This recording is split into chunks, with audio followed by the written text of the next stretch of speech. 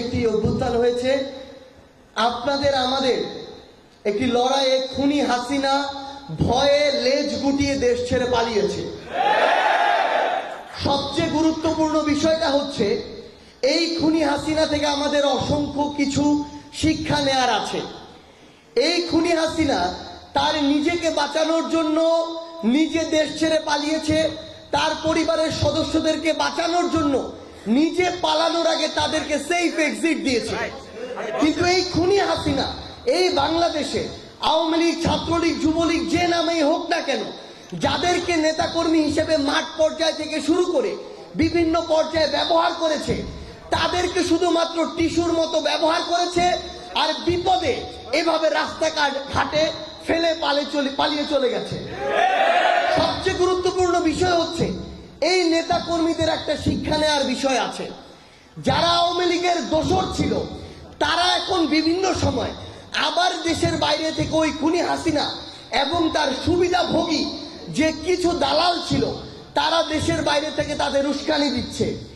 এই উস্কানিতে আবার যদি এতদিন ধরে যারা তার কথায় ব্যবহার হয়ে এসেছে তারা যদি মাঠে নামে, আলটিমেটলি বিভিন্ন অন্যায় অপকর্মের কারণে তারা গ্রেফতার হবে।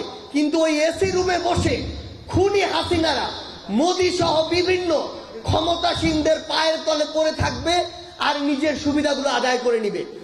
তাহলে আওয়ামী লীগ, ছাত্রলীগ, যুবলীগের এই মাঠ পর্যায়ে যারা নেতা কর্মী ছিলেন তাদের এখান থেকে শিক্ষা নেওয়া উচিত যে কোন নেতা বা নেত্রীর পিছনে আপনি ছুটবেন আর আগামীর বাংলাদেশে কাদের পিছনে আপনি দাঁড়াবেন।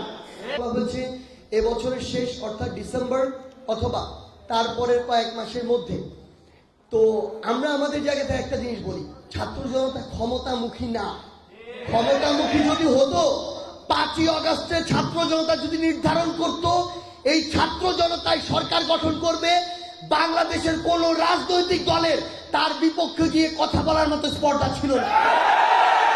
কিন্তু আমরা ওই 5ই আগস্টে বিজয় নিশ্চিত হওয়ার সাথে সাথে বাংলাদেশের সকল রাজনৈতিক দলের প্রধানদের সাথে কথা বলেছি।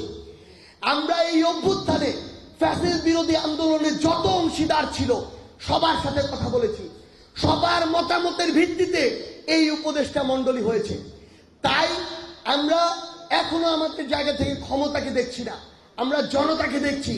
জনতাকে সামনে রেখে অন্তর্বর্তীকালীন সরকার যদি মনে করে ডিসেম্বরে, জানুয়ারিতে, ফেব্রুয়ারিতেই নির্বাচনের উপযুক্ত সময়, আমরা দ্বিমত করব না। কিন্তু আমরা স্পষ্ট করে একটা কথা বলি, যদি এই নির্বাচনটিকে যে কোনো শক্তি, যে কোনো পক্ষ, যে কোনো গোষ্ঠী এই নির্বাচনকে সামনে রেখে বিন্দু মাত্র ক্ষমতার অপব্যবহার করার চিন্তা করে, বিন্দু মাত্র প্রভাবিত করার চেষ্টা করে যে কোনো বাংলাদেশের একটি সেন্টারে, তাহলে ওই সেন্টারটি হবে আমাদের পাল্টা আরেকটি অভ্যুত্থানের ক্ষেত্র। এই নির্বাচন বাংলাদেশের অর্ধ শতাব্দীর ইতিহাসের সবচেয়ে সেরা স্বচ্ছ নির্বাচন হতে হবে। এতে বাংলাদেশের কোন একটি রাজনৈতিক দল যদি 300টি আসনও পায় আর কেউ যদি কিছু না পায় তাতেও আমাদের আপত্তি থাকবে না। কিন্তু স্পষ্ট কথা, এই অভ্যুত্থানের আকাঙ্ক্ষাকে সামনে রেখে এই নির্বাচনটি হতে হবে। দৃষ্ট করে একটা কথা বলি, শুধু ছাত্রদের নিয়ে রাজনৈতিক দল হচ্ছে না, বাংলাদেশে একটি নতুন রাজনৈতিক দল হচ্ছে ফ্যাসিস্ট বিরোধী।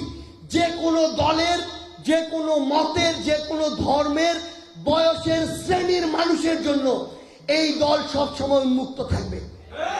কিন্তু এই দলকে ব্যবহার করে কেউ যদি ক্ষমতার একটা সিটে বসে ক্ষমতার অপব্যবহার করার বিন্দুমাত্র স্বপ্ন দেখে, আমরা তাকে আগেই বলে দিতে চাই এই দল আপনার জন্য না। এই দল হবে আগামীর বাংলাদেশের জন্য, জনগণের জন্য।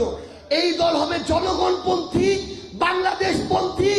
যে কোনো যারা দেশের বাইরে এবং দেশের ভিতর থেকে আমাদের উপরে বিভিন্নভাবে ক্ষমতার আগ্রাসন চালাতে চায়, এই দল হবে সেই আগ্রাসন বিরোধী। এই দল বাংলাদেশের মধ্যম পন্থায় রাজনীতি করবে। এই দল জনগণ। আমাদের এখন সবচেয়ে গুরুত্বপূর্ণ কাজটি হচ্ছে নতুন দল গঠন করা। আমরা আমাদের জায়গা থেকে এই নতুন দলে আমাদের অভ্যুত্থানের অন্যতম সহযোদ্ধা নাহিদ ইসলামকে আমরা আমাদের জায়গা থেকে জানিয়েছি ওই ক্ষমতার চেয়ার থেকে জনতার চেয়ারে এসে গুরুত্বপূর্ণ একটি দায়িত্ব নেওয়ার জন্য। এবং আপনাদেরকে স্পষ্ট করে বলি, মিডিয়া থেকে শুরু করে বিভিন্ন জায়গায় এমন অনেক মহল রয়েছে যারা আমাদের মধ্যে বিভাজন ঘটানোর জন্য বিভিন্ন পদের বিপরীতে বিভিন্ন জনকে বসিয়ে বিভিন্ন রকমের তথ্য বা নিউজ ছড়াচ্ছেন। স্পষ্ট করে একটা কথা বলি, যে কোনো একটা নির্দিষ্ট পদের বিপরীতে এই নতুন দলে অভ্যুত্থানের কোনো যদি 20 জন সহযোদ্ধাও থাকে, তারপরও আমাদের ভিতরে মত পার্থক্য থাকতে পারে, কিন্তু দলের প্রশ্নে, দেশের প্রশ্নে আমাদের ভিতরে বিন্দু মাত্র বিভেদ হবে না। সবচেয়ে যোগ্য একজনকে ওই পদটিতে বসিয়ে বাকিরা হয় অন্য পদে যাবে, না হয় প্রয়োজন নেই। এখন প্রয়োজন হচ্ছে কাজ করা। আমরা শুধু একটি কথাই বলতে পারি, পদ আমাদের আগামীর বাংলাদেশ, আমাদের পথ চলা নির্ধারণ করবে না, আমাদের কাজ নির্ধারণ করবে। বাংলাদেশের রাজনৈতিক দল অসংখ্য ছিল, কিন্তু খুনি হাসিনা এই ছাত্র জনতার নেতৃত্বে এই দেশ ছেড়ে পালিয়েছে। তো আমরা ঐক্যবদ্ধভাবে খুনি হাসিনাকে দেশ ছাড়া করতে আবারও প্রস্তুত। যাওয়ার আগে সোনারগাঁয়ে একসাথে আমরা সবাই একটু স্লোগান দিয়ে যেতে চাই। অভ্যুত্থানের স্লোগানগুলো আমরা একসাথে দিতে পারি? ঠিক আছে, আমরা আজকে স্লোগান দিয়ে যাচ্ছি, আরেকদিন স্লোগান দিয়ে আবার সোনারগাঁয়ে আমাদের যে যাত্রা সেটা শুনে